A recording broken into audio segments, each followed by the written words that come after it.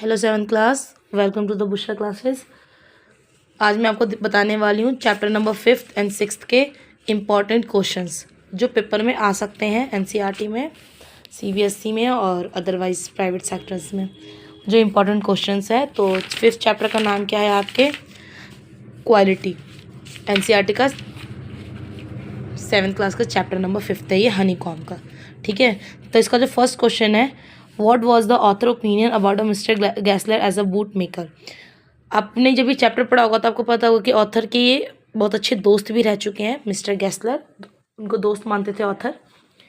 तो ऑथर जो है मिस्टर गैसलर के बारे में एज अ बूट मेकर क्या परसेप्शन रखते हैं, क्या करेक्टर स्केच रखते हैं एज अ बूट मेकर, कि वो जो बूट मेकर है वो क्या परसेप्शन रखते हैं, क्या उनके बारे में क्या कहते हैं, सोचते हैं। तो देखिए इसका आंसर ये आएगा, according to the author the shoes made by her Mr. Gessler used to fit perfectly and they all lasted very long.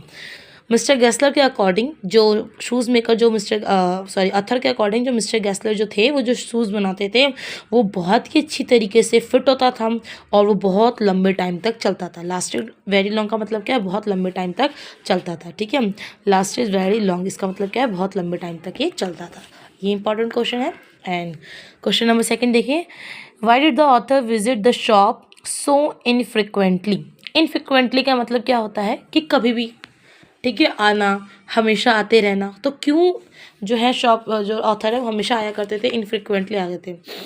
Because the boots made by mister Gessler lasted very long, क्योंकि जो boot था वो काफ़ी लंबे तक mister Gessler के द्वारा जो बनाया हुआ जो जूते बूट जो भी हुआ करते थे वो काफ़ी लंबे टाइम तक चलता था। यही कारण था कि मिस्टर जो हमारे जो ऑथर थे वो फ्रिक्वेंटली यानी कि हमेशा आमतौर पर आ जाया करते थे।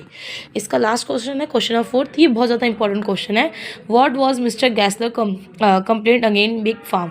जो मिस्टर गैसलर थे वो हमेशा बिग फार्म, आपने चैप्टर पढ़ा तो आपने पता होगा, बिग फार्म के ऊपर बहुत ज़्यादा कंप्लेंट करते थे। दैट मीन्स कि वो क्या देखते हैं, वो केवल जो है सुंदरता देखते हैं, उनकी क्वालिटीज़ नहीं देखते जो बिग फार्म्स के लोग होते हैं।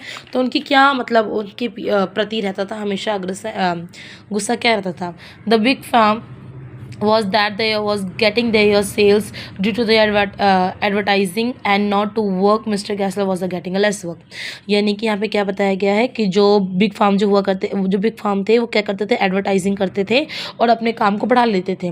लेकिन जो मिस्टर गैसलर थे उनकी वजह से यानी एडवर्टाइजिंग वो नहीं कर पा रहे थे, एडवर्टाइजिंग की वजह से ही केवल जो बिग फार्म का काम बढ़ता था, क्वालिटी उनके अंदर बिल्कुल भी नहीं थी। क्योंकि मिस्टर गैसलर के जूते के अंदर क्वालिटी भी थी लेकिन उनके फिर भी काम लेस वर्क होते गए, यानी कि उनके काम कम होते गए। तो ये था आपका 5th चैप्टर के ये 3 इंपॉर्टेंट क्वेश्चन थे।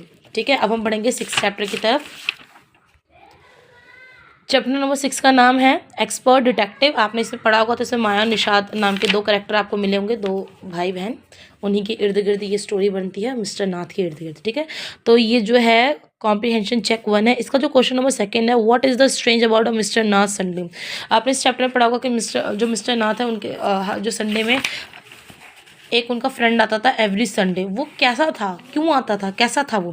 तो every Sunday mister Nath use to eat a lunch यानी कि हमेशा खाते थे उनके साथ लंच। कौन था वो? With a tall fair stout man who wear the spectacles, जो कि क्या था, बहुत ज़्यादा लंबा था, गोरा था और जो चश्मे लगाता था, उनके साथ वो लंच करते थे। बस ये इसका जो है यही इंपॉर्टेंट क्वेश्चंस है। कॉम्प्रिहेंशन चेक के बाद आता है आपका वर्किंग विद द टेक्स्ट। इसमें जो है क्वेश्चन नंबर 2 जो है, why does Maya think mister Nath is a crook. क्यों माया को हमेशा लगता था कि जो मिस्टर नाथ है वो क्रूक है, यानी कि एक अपराधी है। हु डज शी से द संडे विजिटर इज, और वो संडे विजिटर के बारे में क्या बताया करती थी? तो यहाँ पे आएगा, Maya think that mister Nath a crook because of is your strange appearance. Strange appearance का मतलब यहाँ पे क्या होता है? एक ही लाइन में सारी बातें आगे भी, आप इसको अलग तरीके से मत लिखना कि मतलब वो बातें कम करता था या कुछ। स्ट्रेंज अपीयरेंस में सारी बातें आ जाती है जो बिल्कुल स्ट्रेंज की तरह रहे, चाहे आप उसको चाहे जितना भी अपना बनाने की कोशिश करें, लेकिन वो किस तरीके से रहें, स्ट्रेंज की तरह रहें, ना बोलें, कम बोलें। और जब वो आपको देखें या जब आप उनको देखें तो ऐसा फील हो कि आप उनको नहीं जानते या वो उनको आपको नहीं जानते। वो हमेशा इस तरीके से जताते रहें, इसी को हम क्या कहते हैं? स्ट्रेंज अपीयरेंस कहते हैं। तो ये एक वर्ड में अपीयरेंस, स्ट्रेंज अपीयरेंस, एक ही वर्ड में सारी कहानी आ गई कि आपका जो है मिस्टर नाथ बहुत कम बोला करते थे, चाहे वो शंकर हाउस वगैरह इन सब में भी। ही नेवर वर्क, वो कोई काम नहीं करते थे।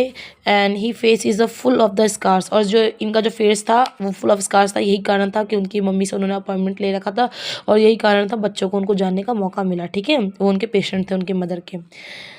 And she says that the Sunday visitor must be his your compliance in the crime. अब यहाँ पे क्या बोला गया, sorry, accomplice in crime. Accomplice in crime का मतलब क्या होता है, क्राइम का मतलब क्या होता है अपराध, और अनकम्प्लाइंस का मतलब क्या होता है साथी। इसका मतलब क्या होता है साथी।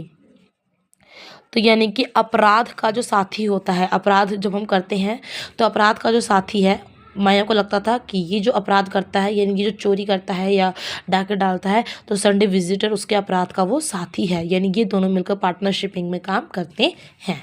ठीक है, अगर आपको मेरी वीडियो यूज़फुल लगी है तो मेरी वीडियो को लाइक करें, शेयर करें, सब्सक्राइब करें। Thank you.